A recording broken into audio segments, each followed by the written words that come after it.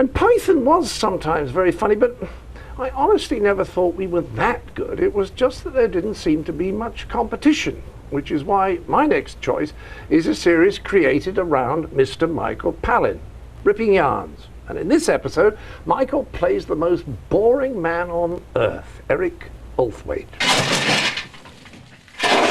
Mum? Yes, son. You know Howard? Howard Molson? Yes, dear. He's got a new shovel. Oh. It's a lovely shovel. It's got a great big brass handle. Oh, good. You know what he's going to do? He's going to put it next to his other one. Yes, dear. Look, give our Irene a call, will you? Tell her her tea's ready. All right, Mother.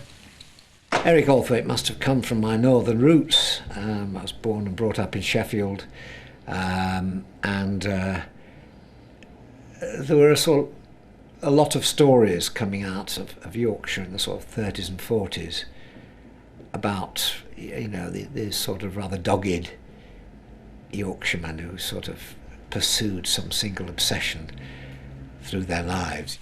As soon as I raised an interesting topic, my mum would always find something else to do, or she'd be too busy. Sometimes she'd feign death just to avoid talking to me.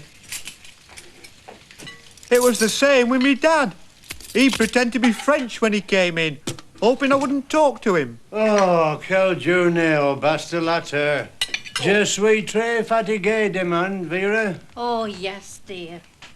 Eh bien, le repas est prêt. What? Your supper's ready. And our Irene, my sister, she was just downright rude. Irene, guess who's got a new shovel then? Oh, shut up, you boring little tit. Irene, taisez-vous. That's enough, dear. Well, he's such a short-ass little creep, he's driving me out of my tree. Michael Palin, for all his many faults, was the most prolific creator of original comic characters I've ever seen. Now, I'm feeling a little embarrassed because up to now I've hardly mentioned female persons. There were always funny ones, of course, but I'm afraid I never thought they were as funny as the funniest men. And then, in the late 80s, that changed because along came French and Saunders.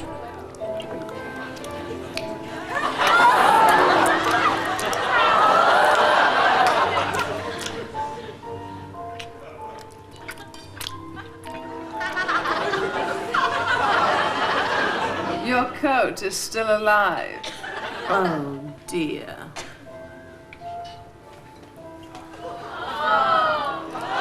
Up to Dawn and Jennifer, I'd always felt that women comedians were not quite letting themselves go, that they were always holding something back. Well, not anymore. Thank you, darling. I do so like them fresh. Oh, look, how lovely.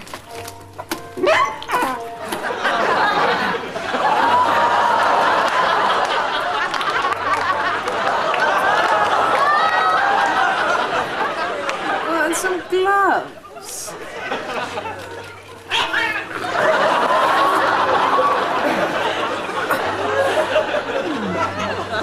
Shall we go? Oh, let me get this, darling.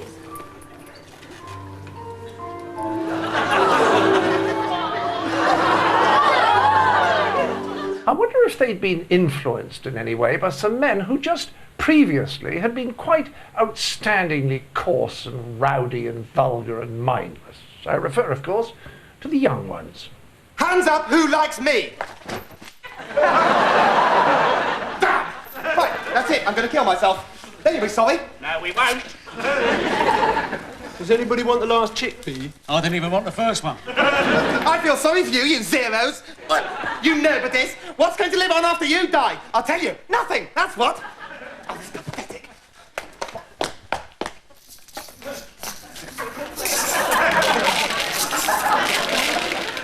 Bill,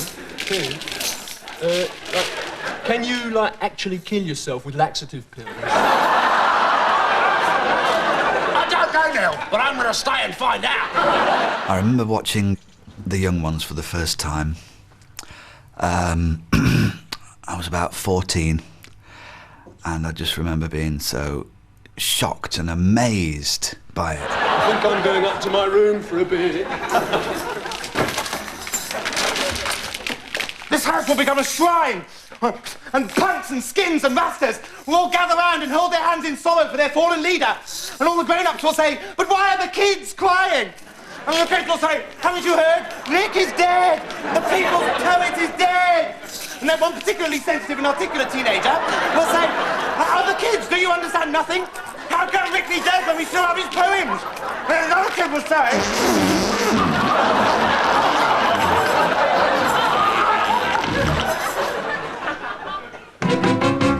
Don't look at me. I'm irrelevant. The Young Ones was a nick, really, from the Goons via the Pythons. Rick, Aid, Nigel, Christopher, I salute you. Because I realized decades ago that in comedy it's much, much easier to be clever than to be funny. So my heroes are the ones who could make me howl and gibber and fall about, with one exception. A BBC series that was so informed and clever and insightful and witty that I have to award it heroic status. Yes, Minister. Here's the first time the archetypal civil servant meets the archetypal politician.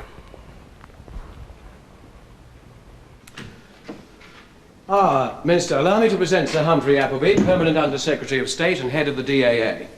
Hello, Sir Humphrey. Hello and welcome. Thank you, Sir Humphrey. I believe you know each other. Yes, we did cross swords when the Minister gave me a grilling over the estimates in the Public Accounts Committee I last wouldn't year. say that. Oh, you came up with all the questions I hoped nobody would ask. Well, opposition's about asking awkward questions. And government is about not answering them. Well, you answer all mine anyway. I'm glad you thought so, Minister. It's like Bilko working on the Colonel. You know, Sir Humphrey's going to work on Jim Hacker and bend him into what he wants him to be. Good luck. Now, who else is in this department? Well, briefly, sir, I am the Permanent Under Secretary of State, known as the Permanent Secretary. Woolley here's your Principal Private Secretary. I, too, have a Principal Private Secretary, and he is the Principal Private Secretary to the Permanent Secretary. Directly responsible to me are 10 Deputy Secretaries, 87 Under Secretaries, and 219 Assistant Secretaries. Directly responsible to the Principal Private Secretaries are plain Private Secretaries, and the Prime Minister will be appointing 2 Parliamentary Under Secretaries, and you will be appointing your own Parliamentary Private Secretary. Can they all type? None of us can type, Minister. Mrs. Mackay types. She's the secretary. Coming up, Steve Martin talks Roxanne. Hey, Jackie, just thinking of John. And we meet the shockingly funny Bill Hicks.